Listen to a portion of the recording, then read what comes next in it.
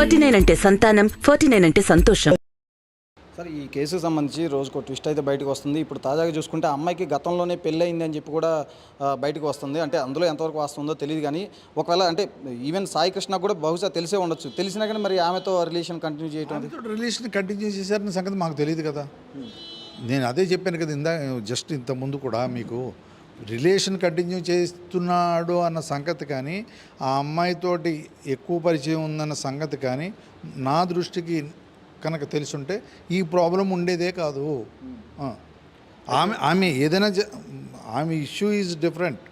అంటే ఆమె వాళ్ళ పర్సనల్గా ఏదైనా చేసుకునేవాడి వాళ్ళ కుటుంబం, అది మాకు అనవసరం. అది అంటే అప్సరనే సాయి కృష్ణను ట్రాప్ చేసి అంటే తర్వాత కూడా చాలాసార్లు బెదిరించింది, అంటే పెళ్లి చేసుకోవాలని చెప్పి బెదిరించింది అని చెప్పి కూడా అని వస్తుంది. నిజమైన అసలు మీ అబ్బాయి అసలు ఈ విషయానికి సంబంధించి ఎప్పుడన్నా అసలు అప్సర అనే విషయం గురించి మీ దగ్గర కానీ ఇంట్లో కానీ ఎప్పుడు నెవర్ అది ఉంటే ఇప్పుడు ఆ ఇష్యూ కనుక చెప్పుంటే ఈ ప్రాబ్లమే లేదు కదా. నేను చెప్తున్నాను కదా మీకు, ఎప్పుడు ఆ ప్రస్తావన లేదు. ఇంకొకటి ఆ ప్రస్తావన వచ్చినప్పుడు దాన్ని వెంటనే కట్ షాట్ చేసేస్తాను కదా నేను. వితిన్ 5-10 మినిట్స్ ఇష్యూ అది. ఇమీడియట్గా పిఎస్కి వెళ్తాను, పోలీస్ స్టేషన్లో కంప్లైంట్ ఇస్తాం, ఆ అమ్మాయిని పిలిపిస్తారు, కూర్చోబెడతారు.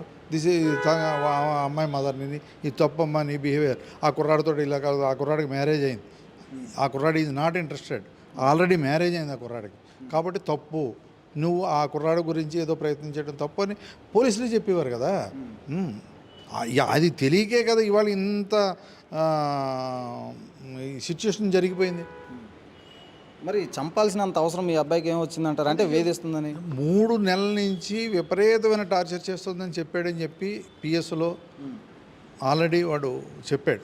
అవును, అదేదో పిఎస్లో చెప్పే బదులు ఇంట్లో మీకు చెప్తే కౌన్సిలింగ్ ఏదో చేసేవాళ్ళం. మరి వాడి నిర్ణయం మరి ఏంటి, ఎందుకు అలా తీసుకున్నాడో నాకే అర్థం కాని పరిస్థితులు, మా ఎవరికి కూడా ఆ ప్రశ్నకి అసలు జవాబు దొరకని పరిస్థితి.